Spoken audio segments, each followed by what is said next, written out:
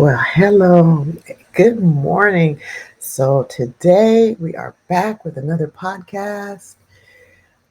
This podcast is for you, I'm sure. Welcome to the Leadership Pro, where fairness meets leadership and wellness fuels purpose.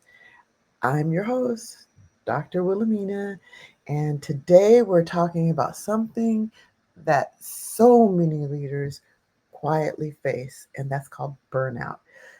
Before we go any further, I want to explain what I mean when I'm talking about leaders. There are leaders with titles, and there are leaders that don't have titles, the informal leaders. So we're really focused here on all leaders, not just the titled leaders, director, supervisor, mom, patriarch, matriarch, those folks, not just them, just people that lead in the home, in the community, and also at work. So this can be helpful to any of them. So if you've ever found yourself running on empty, showing up to lead with a brave face while your body and spirit whisper, I can't keep this up. I can't keep this pace. This episode is for you. So let's get into it. What about the myth of the indestructible leader? You see, leadership has a way of convincing us that strength means endurance, that we have to hold it together no matter what. But let's be honest, many leaders are tired of solving problems no one sees, tired of smiling through exhaustion, tired of being the reliable one when reliability feels like a burden. Here's the truth: you cannot lead from depletion. And we've talked about that on other podcasts. You can't model excellence when your body and mind are screaming for rest.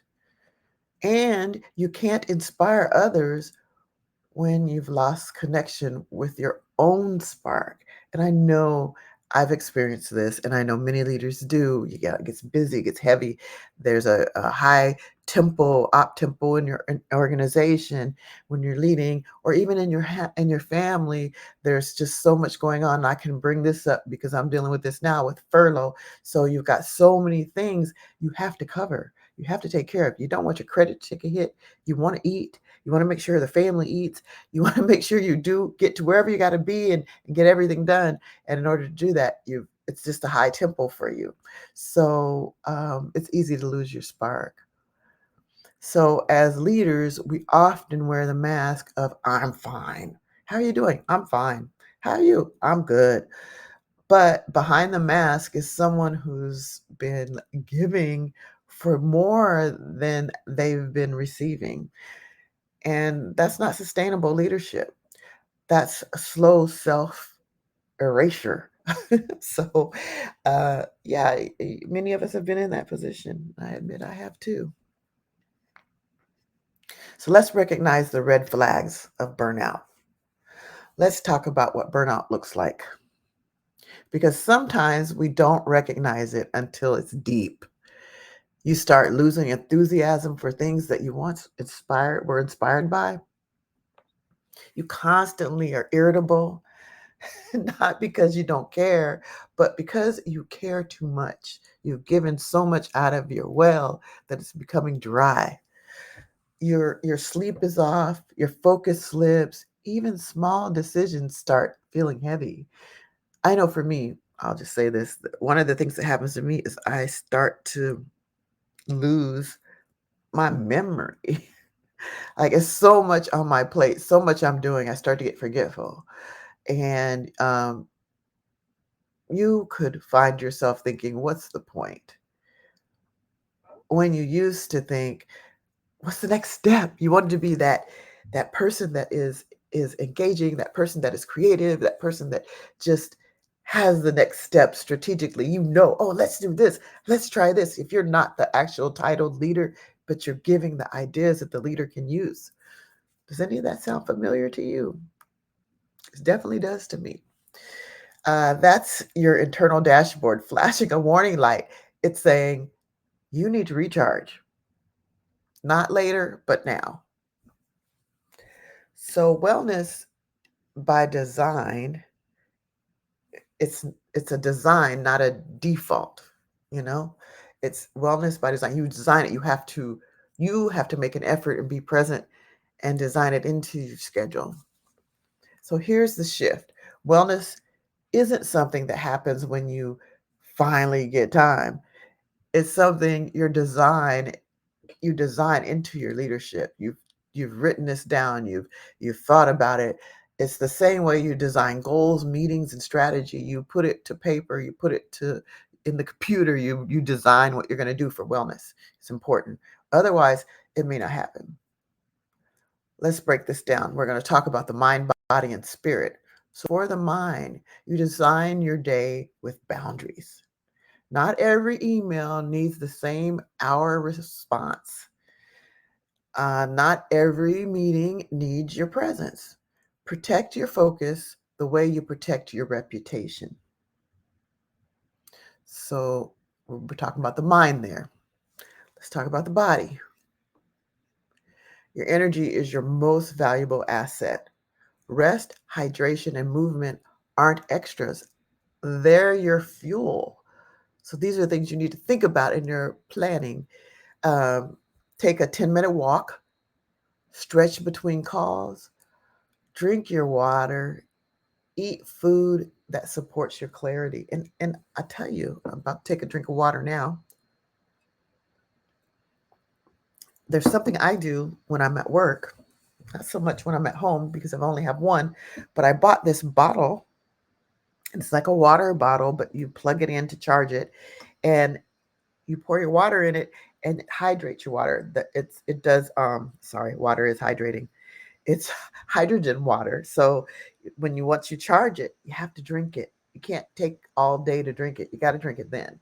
So this thing helps me to drink more water because I sometimes have trouble with drinking water, making myself drink water. So I got one of these hydrogen bottles, and that helps me because if I put that water in there and I charge it, I'm drinking it right then and there. I'm not waiting for another hour to drink it because that's one of the principles of drinking the hydrogen water. You drink it right away.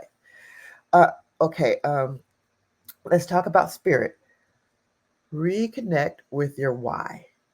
The purpose fatigue is real. So that people, get fatigued on what their purpose was, and they don't even remember why they were doing what they were doing, what was so important to them. I know for me, again, I like to be the innovative one. I like to be the one that comes up with the ideas and share them with my leader. And even at home, I want to be the one that comes up with creative ways to get things done because I can't get it done the way I always got it done. So I got to find ways to get it. Like this whole furlough thing, trying to figure out how am I going to pay the bills with no checks? I mean, man, money is money. If you don't have it, you don't have it. So you got to figure out a way to get it or get it taken care of or ways to work it out or put things off, a way to put it off. So, yeah, that I like to be that person all the time. But if I'm fatigued, I don't have that energy and everything tends to be too much. And I don't know where to start. Like, what should I do? It's just too much. So if you plan this and reconnect to your why, hopefully you won't have that fatigue. Um, you need moments of stillness to remember what drew you to lead in the first place. And it's not selfish, it's how you stay aligned. Okay, so here's some micro habits that shift everything. Big change starts small. Know that. You don't need a full retreat to begin restoring yourself. Though, if you can do it, that would be nice. So, you need one intentional habit that brings you back home to yourself. So, I'm going to give you one. Try this. Block 15 minutes a day for pause times. No phone calls, no work. Just breathe. Do your little breathing exercises. Just be still. Now, I'll tell you something I learned when I was with the Air Force, when I was active duty. We learned, and I don't even remember what the whole idea of it was, but we used to do this list, and it was today's work today. So in that list, we would put the list of all the things we want to get done for the day. Now, as a supervisor, I would put that at the front desk for my airmen. This is what I need you to do today. Make sure it gets done. But I also carry that with me. And it could have been TQM. I don't remember where it came from, but I bring it with me now as I work as a civilian. And I don't put today's work today on top of it, but I do list and check off things as I get them done. So why not add your 15-minute block into that list of things that you're going to do for day today if you were doing a list like I do. But make sure you put it in your calendar. The electronic calendar that comes up and pops up and tells you 15 minutes. Whatever it is, put it on your phone. If you're a leader at home with your family, put it in there. This is where my break is, where I'm going to it's not really a break. It's mindfulness. This is where I'm going to take my 15 minutes and take care of me, because your phone has an alarm. Put it somewhere where it will remind you and you can get it done. End your week with a self-checking. Ask yourself, how well did I show up today? Not just how much do I do? Because we can do a lot in a day and we can do too much. Uh, replace your mental checklist with a wellness one. And so this would be, did I rest? Did I eat? Did I smile? For me, did I drink water? That's mine. Um, and you're not rebuilding your life overnight. You're rebalancing your rhythm one mindful moment at a time. Just start with that. And if that's working for you, those 15 minutes are working for you, you can increase or add a second 15 minutes. Because I know if we're talking about work, I'm not the leader, but I know we have two 15-minute breaks in a day and a half hour lunch, or maybe an hour, depending on how long you work for. But those two 15 minutes, use them, make them work for you. Okay. So, the return on investment with wellness. Some of you might not know what return on investment is, but it's pretty much what I'm saying. It means what it is, what I'm saying. The return on investment. What are you getting back from the investment of wellness?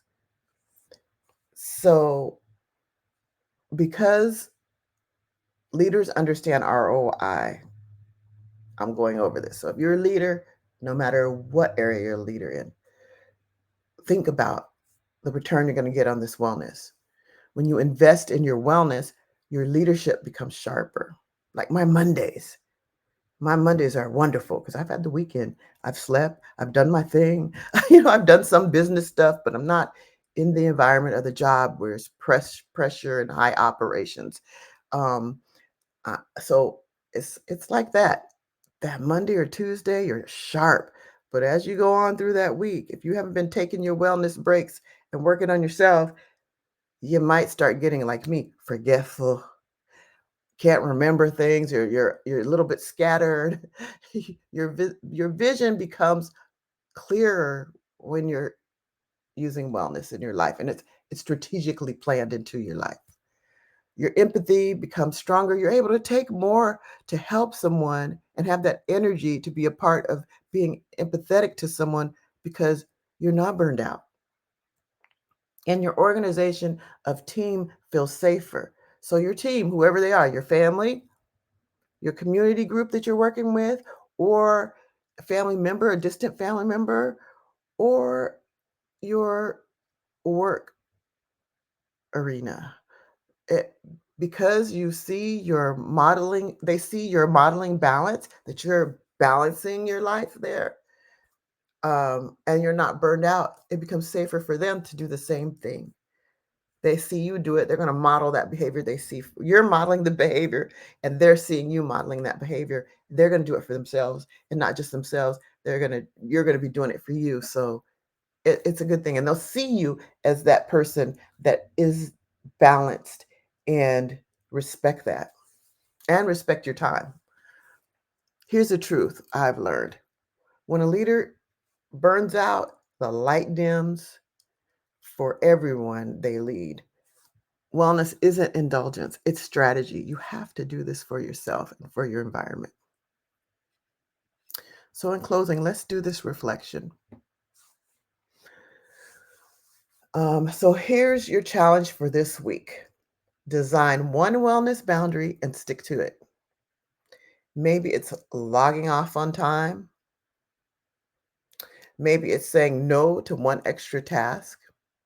Maybe it's scheduling your joy, because joy is maintenance, not a luxury. So, I know one thing that I put in practice for me, I'll tell you all. When it's 3:30, it's the end of my day.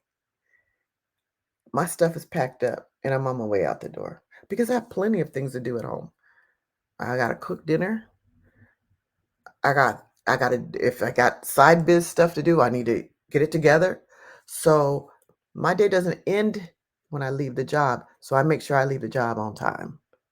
Unless I have like a phone call I have to take, or go in early for a phone call, or, because we do a lot of video calls and things like that, and it's just a lot. So sometimes I might have to stay late or come in earlier, but I'm going to end on time. When my 8 hours are done, I'm going to be out the door, and it's just who I've always been anyway. I'm going to be out, but I'll be back on time in the morning to put my work in, all the work I need to put in. Remember, leadership is not about giving all yourself away. It's about managing your energy so that your purpose can last. So you're not giving all your energy away on one day, or working too far overtime, putting too much in that you're depleted and don't have anything to give to anyone else. And we need leaders. We need leaders in community, at home, in our families, and also in the workplace. We need them. We need those informal leaders. And that's why I remind you at the beginning of the podcast that this isn't just about the titled leaders. Uh, and the last thing I'm going to tell you is you deserve to lead from overflow, not survival. And that begins when you make wellness a design. It's your design. It's not a default. It's your design. You design it into your days. Okay. Well, thank you for listening to my episode, The Leadership Pro. If you found that this subject spoke to you, then please share with someone.